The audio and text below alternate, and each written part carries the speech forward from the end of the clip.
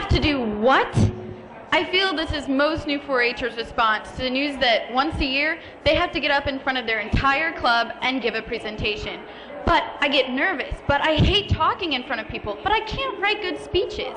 These are just a few of the things that went through my own mind my first year in 4-H, and that I have heard from others since. And yet, here I am doing it again, and this time by choice even. Why this transformation? Why do 4-Hers who still get nervous every time get up to talk in front of people more than required once a year? It is because I, like countless others, have found that the joy of teaching, entertaining, and helping people is worth the rehearsal time, the practice time, and the stress of the stage. Also, I have found that once the original feeling of I don't know what I'm doing goes away, it truly can be a pleasure to present. Hi, my name is Maggie Bowman, and that is why I decided to give my presentation on presenting.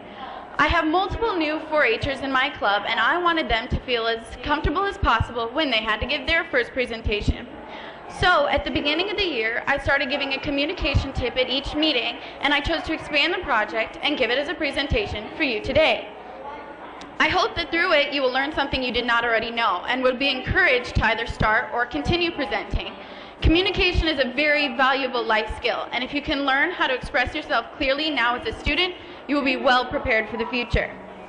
Today I'm going to walk you through the process of writing a speech, preparing to give the speech, and giving the speech itself, as well as answering the questions that the audience might have in response. The first step of preparing a speech is choosing a topic. Obvious, I know, but it truly can be one of the hardest parts.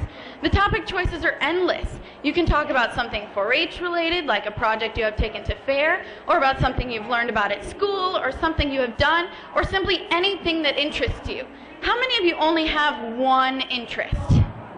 Nobody. Many people enjoy multiple different things, and that makes choosing a single topic difficult. Another fact you need to consider when choosing your topic is who your audience is going to be. For instance, if you're a girl but you know that your audience is going to be primarily guys, you might not want to choose to speak on how to match makeup to your skin tone. Ultimately, your goal should not only be to talk, but to teach. And it is very easy to lose your audience if they don't care about what you're talking about. A judge at State Fair once told me that we have to be like salesmen. We have to convince the audience that our speech is worth their time. No matter what topic you choose, you will have to work to sell your speech, so make sure that it is one you can work with. Once you have chosen your topic, you can start on an outline. Now, I don't know about you, but personally, I really dislike outlines. For many years, I either skipped the step entirely or only composed one mentally. Once I started doing extemporaneous speeches, though, I was converted. For those of you who are unfamiliar with extemp, you pick 3 topics randomly, select one of them, and then half an hour later, you give a 4 to 6 minute speech on that topic. I realized right away that you do not have enough time to write an entire speech. But if you start with a few main points and a few supporting points, it gives you just enough to work with, and you can fill in the blanks on stage. It is the same basic idea with an educational presentation. If you think of your speech as a book, you can use your outline like the table of contents. Your book should have 3 distinct parts. Does anybody know what these are? Come on, guys, you're 4-Hers. Very good. They are the introduction, the body, and the conclusion. Then you can break the parts of your book into chapters. These are your main points. You can have as many as you want, but you need to make sure that you will have enough to talk about. Finally, you can work on the paragraphs. These are the individual ideas that go with a specific point. You don't need to get too detailed in your outline as far as the paragraphs go. More than anything, you need to make sure you know what order the main points will go in. How you organize them is completely up to you, but you need to make sure that it will make sense to the audience. I do recommend, though, that you tell your audience how you ordered your topics. That way they will know from the very beginning why you put things in the order that you did. As you are writing, you can continue to consult your outline to decide where to put the ideas that pop into your head. Now we can talk about actually writing your speech. The first couple paragraphs are your introduction. A captivating intro is very important in the eyes of your audience and judges. Unless you secure their attention from the very beginning, they will not bother to listen to the rest of what you have to say. A good way to begin a presentation is to ask a question, act something out, or do something else dramatic that will grab your listener's interest. It doesn't need to be elaborate, it just needs to be something that makes them want to hear more. In your introduction, you need to tell them what you plan to talk about in your speech. Specifically, you should highlight your main points. Once you have written your introduction, you can begin on the body of your speech. This is the longest and most substantial part of your talk. It is here that you tell them what you want them to know. You need to make sure that you keep it organized and don't bounce around. Stay true to your outline. I also recommend editing your presentation as much as possible as you go. If you realize you have made a mistake, fix it immediately, because if you don't, you'll just have to try to find it again later. When you think you're done with the body, you can write the conclusion. Unless you wrap up your presentation well, the entire thing can come off sounding disorganized and unfinished. Also, although we'd like to think that our audience sat spellbound through our entire speech, oftentimes we need to remind them at the end what we told them at the beginning. Your conclusion should be similar to your intro in that you should again reiterate your main points. You don't need to give the details of your presentation all over again, just highlight the things that you really want them to remember. This also helps in choosing your title. You should always have something in your conclusion that points directly back to your introduction. This brings your speech full circle and ties it together. Ideally, your title should be the last part of your presentation that you write, and it should be a word or phrase shared by both the intro and the conclusion. That way, the audience knows exactly why you chose that name for your topic and how it fits in with your speech. Once you have written everything that you can think of, you will want to time your speech. How long your presentation runs is up to you. There is usually a maximum time limit, but there is rarely a minimum. If you time your speech and it is find that it is too long, you will have to make cuts. But if you more likely time it and find it's too short, you'll have to add. If you do have to do some more research, make sure that you add new information and that you don't just rephrase what you've already said. If you get repetitive, people will start to lose interest. When you time your presentation, I would highly recommend that you read it out loud. Now, it may feel silly giving your presentation to no one, but when we read silently, our minds have the amazing ability to fix mistakes as we read them. So even though you may have a sentence totally out of order, your brain can actually fix it without you consciously recognizing it. The problem is when we get nervous, our brains tend to freeze up more easily, and you could get caught on stage with that out of order sentence.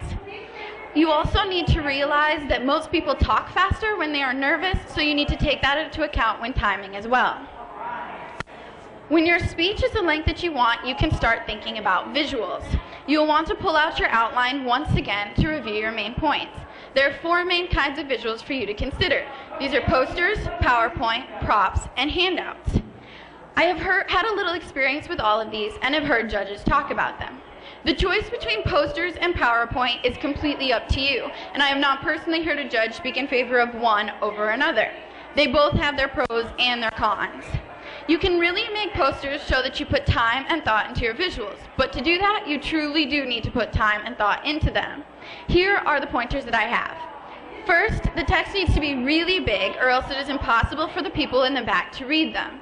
Similarly, they need to be in a font size that is big enough that you can see it from a distance and in any light. The coloring also needs to work in the lighting. Second, unless you take your time to make them neat and eye-catching, they can easily appear sloppy or boring. I recommend setting up your posters and walking to the other side of the room. This is how most of your audience will be viewing them, and you need to make sure that you would like them if you were in the audience. Third, you need to be able to handle your posters. You need to know where you will put them on stage and make sure you don't have too few or too many. You also need to make sure that if they get dropped or out of order, you can put them back into order without thinking about it, so I suggest numbering them. They also need to be sturdy enough that they do not slump off of the easel. PowerPoint is my personal preference. It can still be creative, and yet it can be modified easily if you decide to change something in your speech. Also, it is very easy to transport. All you need is a flash drive. There are problems with it too, though. I have seen people who read off of their PowerPoint. To me, this says that you did not take enough time to rehearse, but that you didn't want to bring your written presentation on stage. In my personal opinion, if people can read your presentation for themselves, there's no reason for you to be on stage. Your visuals should always simply reinforce and enhance your main topics, and you should never be reliant on them. This is especially true with PowerPoint. Its biggest drawback is the chance for technical difficulty. It happens fairly often with PowerPoint, and you need to be prepared to deal with the worst. If your PowerPoint fails, you still need to be able to give your speech in its entirety. PowerPoint can be fun, but judges want you to avoid busyness. If you have text flying in from all four corners and bouncing along the bottom, it will distract from the most important thing on the stage, which is you. Your visuals should help your audience focus, not distract them from what you are saying. Also, you need to make sure that your font is big enough and in a color that will work well in the lighting in which you will be presenting. When you are putting the slideshow together, you will also have the option of clicking for each slide individually or having them come in automatically after a set time. I would highly recommend clicking them individually. It may seem like the timer would be easier, but if you talk faster or slower than you did at home, the slideshow will get off, and it can be flustering and make you nervous if you have to fix it on stage. The third, visuals, props, can also be very useful tools. They can stand out in people's minds and help you illustrate your points. Although you should never shy away from props, make sure that they will make sense to the audience. If you bring a prop on stage, explain why it is there. Never be afraid to use your props. Point to them, pick them up, and if your audience is small enough and the prop isn't too valuable, pass it around. If your presentation is a demonstration, then you may need very different kinds of props. These could include a mixer, a blender, or a glue gun. Whatever you are using, make sure that the place you are presenting in has what you need to make it possible. If you need to use anything electrical that needs to be plugged in, make sure that they have what you need to do that. With anything electrical though, once again you need to plan for difficulties.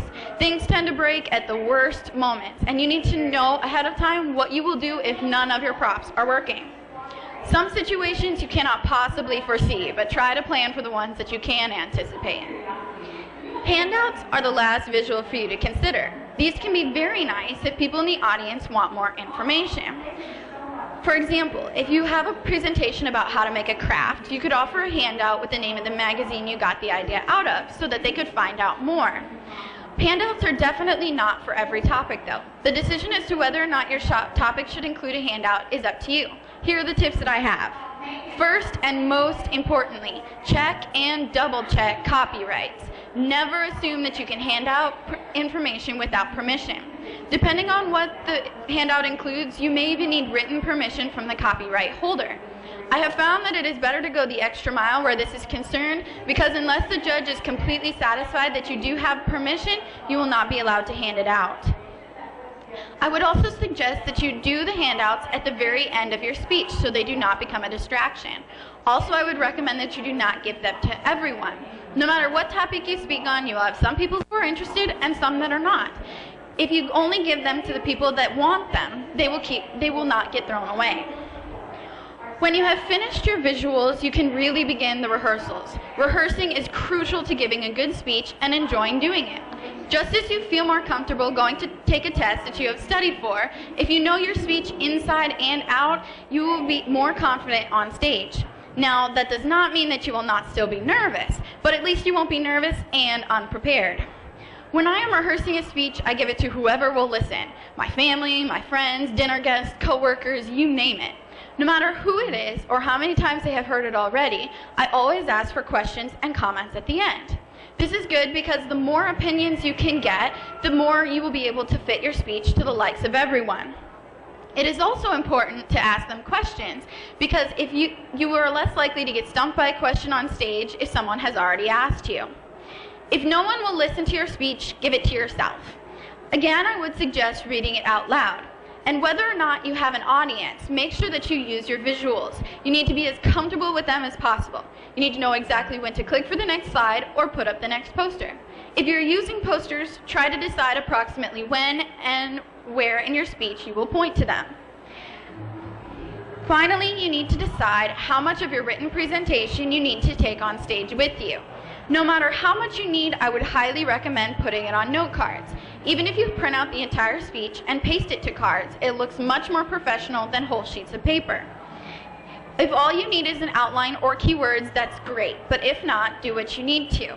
Just make sure that if you're using an outline or keywords, you can give the entire speech using just that beforehand. All right, we made it to the day of presenting. You have written an outline and the speech itself, created your visuals, and gone over the whole thing 100 times. You're as ready as you will ever be. So now I would like to give you a few pointers on stage presence. Now trust me, I understand for the first couple times you may not be able to think about stage presence at all. But once you have a little more experience and you're a little more comfortable, there are some ways that you can make your audience more interested in what you're saying simply by the way that you say it. I'm going to give you 5 tips on this. These are eye contact, voice projection, gestures, smiling, and improvisation. First is eye contact. This is so important. Eye contact conveys confidence, preparedness, and consideration.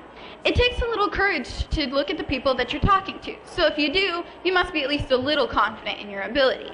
If you don't have to read your speech word for word, you must have put some time into committing as much of it as possible to memory.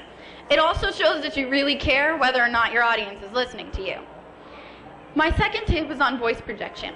If I'm talking like this, it is hard to hear me and even harder to concentrate on what I'm saying. I'm clearly not very confident and I'm definitely not having any fun. But if you lift your head up and you speak to the people in the back of the room, everybody will hear you. You should enunciate your words clearly and try not to talk too fast. You may or may not have a microphone when you give your speech. For your presentation for your club, you probably will not. But for your presentation for fair, you most likely will. With that said, however, again, you need to plan for difficulties. For example, for my presentation last year, I did not have a working mic for my educational presentation or my extemporaneous speech. Without a mic, you obviously need to talk louder, but no matter what happens, you do not need to shout. This is even more distracting for your audience. Third are gestures. Gestures are a great way to look more comfortable on stage, even when you're not. How you move your hands and body can either show that you are tense and fidgety or relaxed and in control. With that said, however, never force your gestures. Audiences can tell if your gestures are strained or not, so try to keep them from appearing strained. Some easy gestures to do are counting off points on your hands or a this or that movement.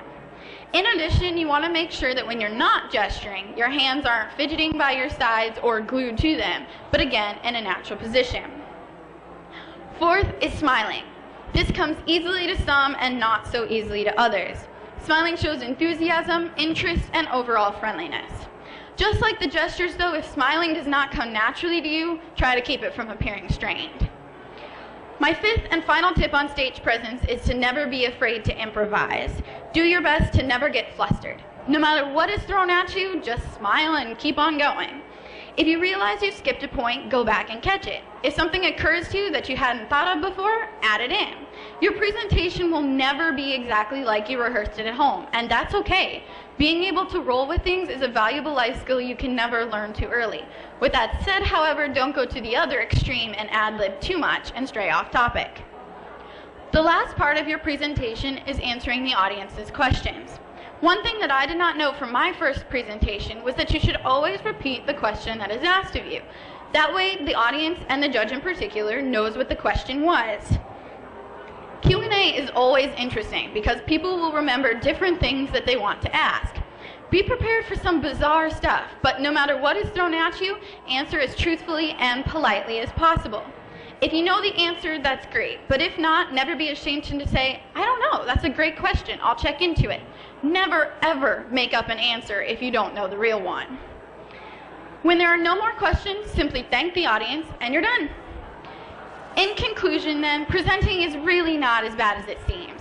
If you know what to do and what to expect, it really can be fun. Just remember to pick a topic you're comfortable with, form an outline that has a distinct introduction, body, and conclusion that are organized and interesting. Choose a title that reflects your intro and conclusion, and take your time with your visuals using them as practice. Rehearse your speech so that you are prepared and make sure that it is the length that you want. On the day, take deep breaths, smile, talk slowly, look at your audience, repeat the questions, and more than anything else, have fun. I hope that through what I have told you today, you have learned something about the presenting process you did not already know, and that you have been encouraged to discover the pleasure of presenting. Are there any questions? How do you feel about giving speeches now? How long does it take you to make the The question was, how long has it taken me to get comfortable with presenting? Is that kind of what you're asking? I'm comfortable once I get on stage. The process of actually working my way onto stage is nerve-wracking for me. But the question was, do I think I could do it without the PowerPoint, or without the PowerPoint?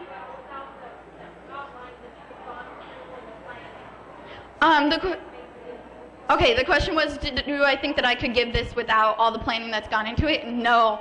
I put a lot of time into writing presentations and going over them and creating the visuals and making sure that I like how it goes and that it goes smoothly. So I talk to a lot of 4-Hers about what presenting is and how to do stuff like that, but there's no way I could give it very smoothly without all the prep time. The question was, have I given this to other 4-Hers? And yes, actually, I gave it.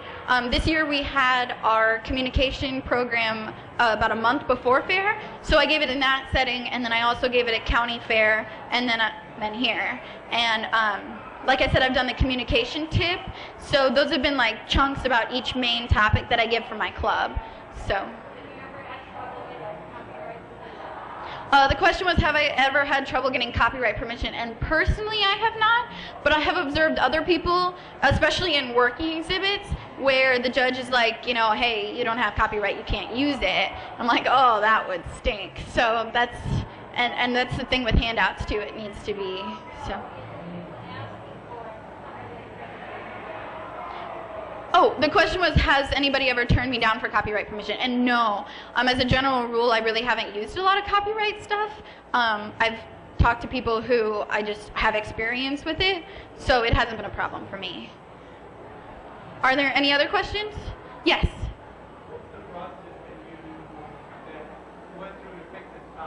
The question was, what was the process I went through to pick this topic? I have been presenting for almost 7 years now. I've given presentations and extemporaneous speeches and working exhibits, so I do a lot of presenting, and I love it. And I was looking at a lot of we have a lot of young ones in our club this year, and I'm like, oh, that was me, and they don't know what they're doing, and they don't know how to do it, and so I'm like, oh, I've heard from, like, almost 20 judges over the years, and so it's like, okay, I've learned stuff, I want you to know what I've learned. So that was really how I decided to do it, was I wanted to pass along what I've learned so that they have all the stuff I've learned now over years from the very beginning. Are there any other questions? Yes. The question was, what was the funniest prop mistake I've had to deal with? Personally, probably my PowerPoint got, which it's only kind of a prop, but my PowerPoint got all shuffled around one year, and so I had stuff going off the edge and all around, and I'm like, oh man. But I seen a girl who, her whole presentation was wrapped around a blender. She was making something, and her blender didn't work. And it's like, oh, that just is no fun. So yeah, you need to make sure you have a backup plan with anything electrical. So are there any other questions? All right, well, thank you very much.